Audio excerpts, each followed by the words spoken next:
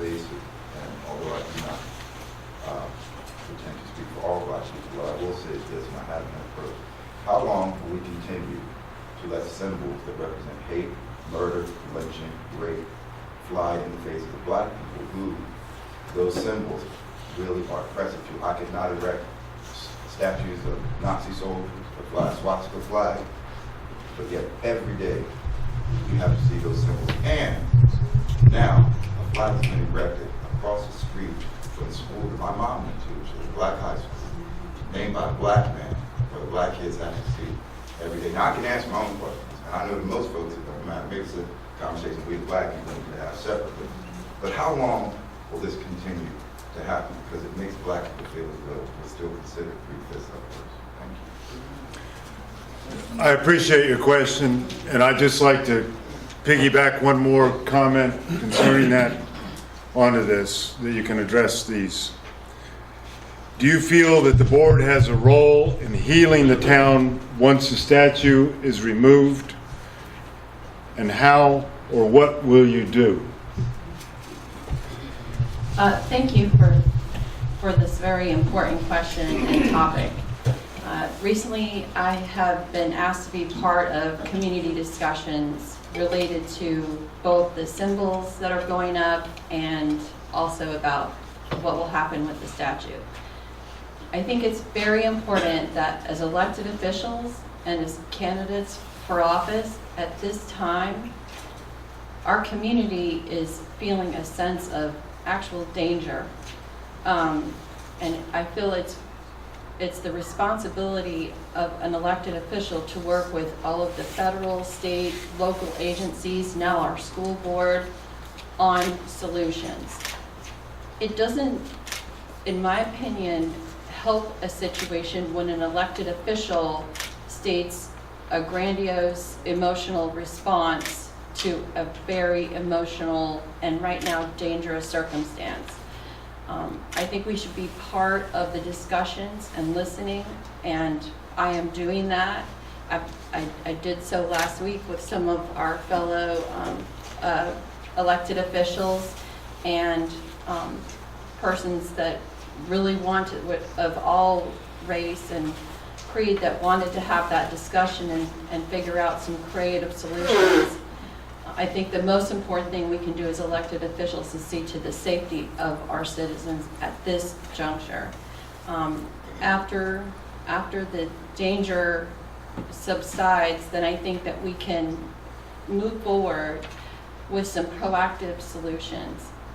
But to be making statements right now at a really critical time where our citizens need to be kept safe would not be a good service to our citizens.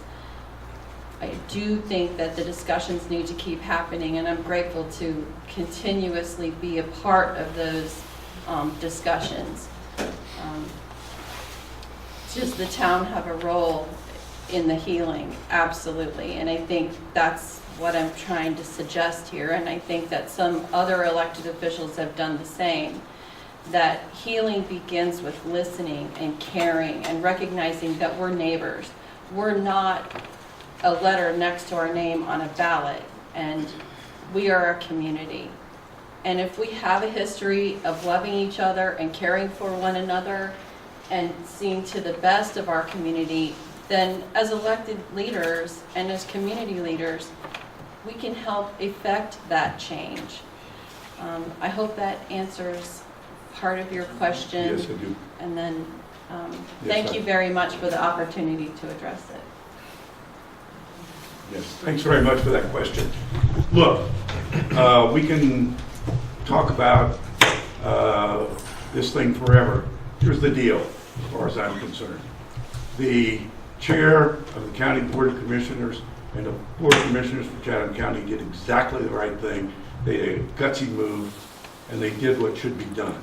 I've heard all this nonsense about, well, this is a symbol of our heritage. This is honoring some poor kid that got drafted into fighting this war. It is not.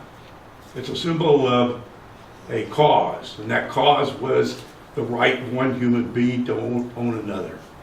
And we got past that after hundreds of thousands died.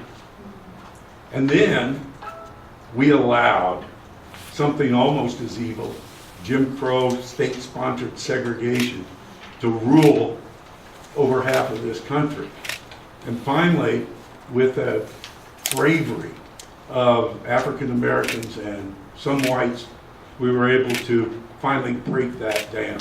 So let's not fool ourselves that this is, a two-sided issue as far as I'm concerned. It's not. I look forward to the day that that statue disappears. And then we start to heal. And one of the things I'm going to be working very hard for is to see if we can't get a statue of George Moses Horton put in the place of that statue that's there now. I think that will do a whole lot to begin the healing within this community. I think we have to speak up plainly and clearly on this topic. If we don't, I think we're hiding. We have a chance here to make this community whole. We have a chance here to make our African American brethren, our Latinos, our gay, our trans, to all feel perfectly welcome in this community. And we need to all join hands to do that. And we start out by telling the truth about what represents what.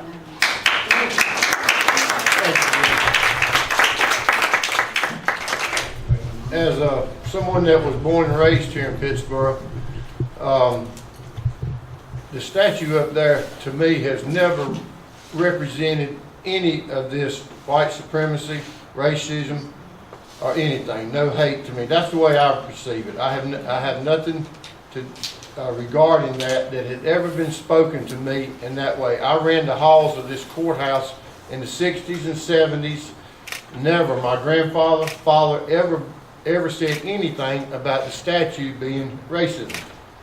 With that said, definitely I'm not supportive of these Confederate flags in town. I have talked to numerous gentlemen that are with these organizations.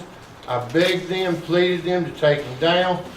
I have asked, what does the town need to do?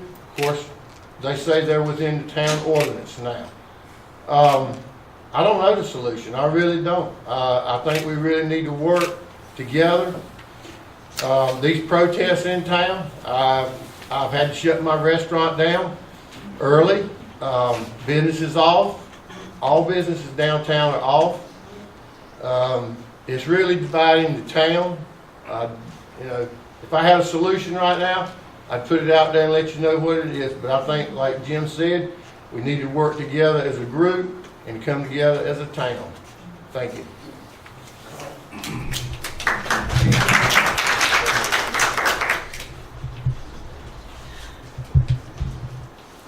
Sure. You got something to say, Sam? Yeah, okay, well, he was raising his hand and I don't want to ignore someone.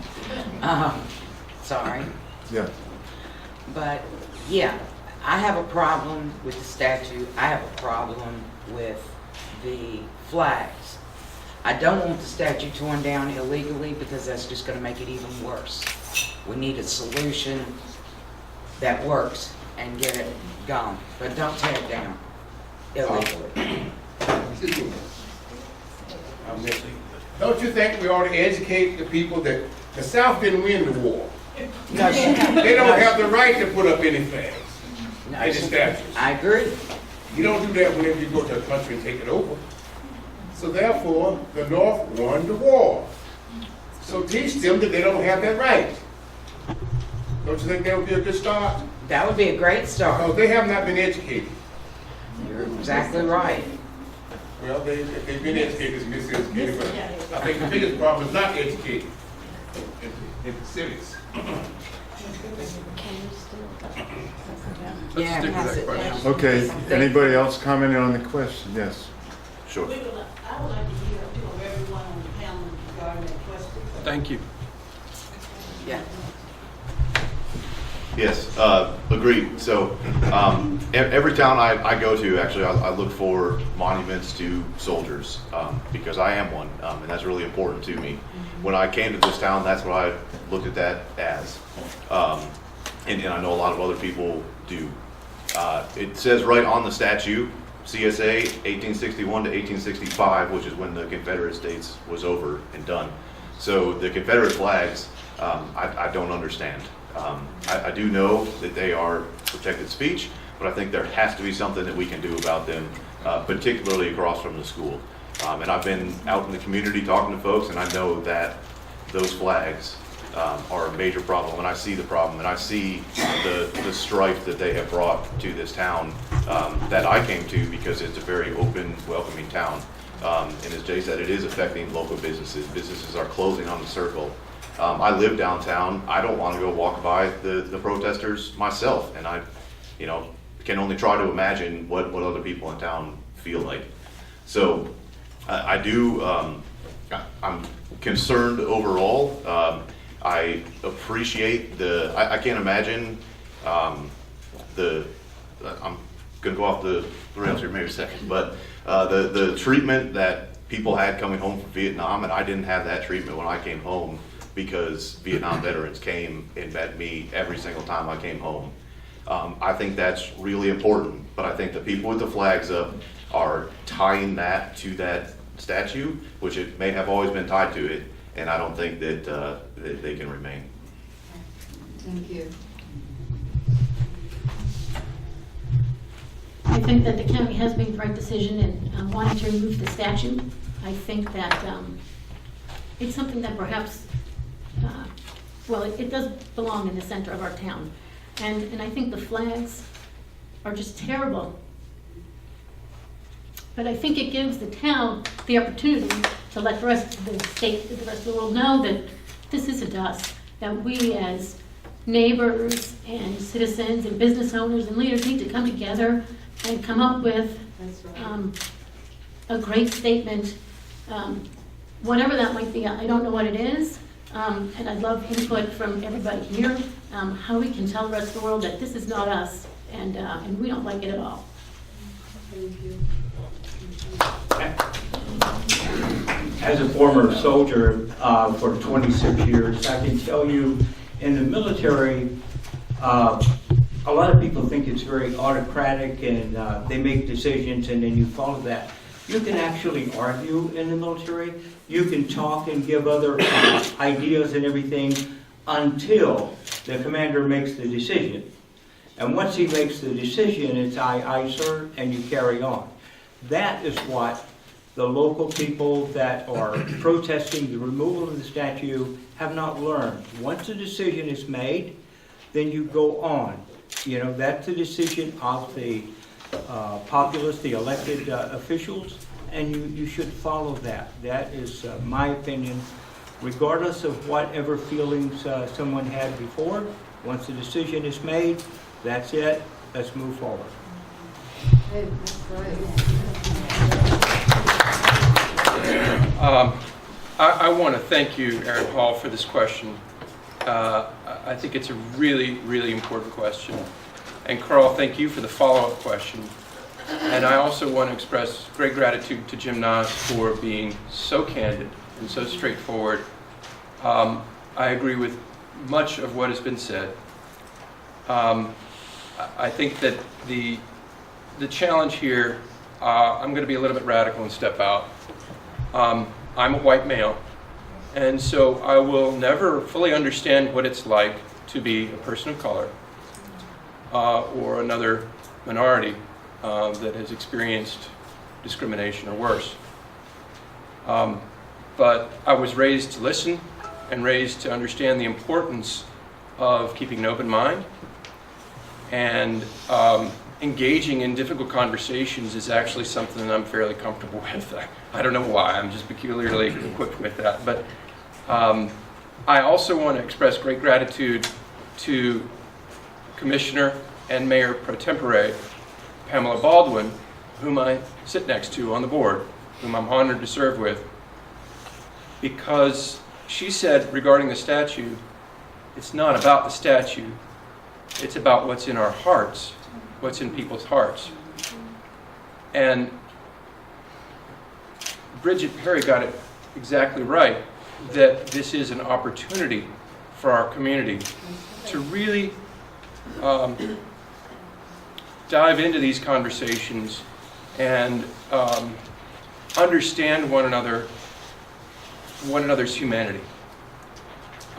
It's all so easy to see someone else as the other.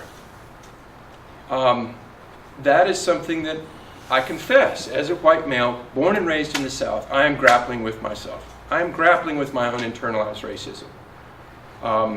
As Mike Wiley, my neighbor in Chatham Forest, pointed out during the speeches to the county commissioners who made this decision, racism is like water, and for white folks, we can't describe water. It's like for a fish in water. The fish can't describe the water. We can't describe racism. We have to engage these conversations constantly if we are to hope to become better people and improve our society.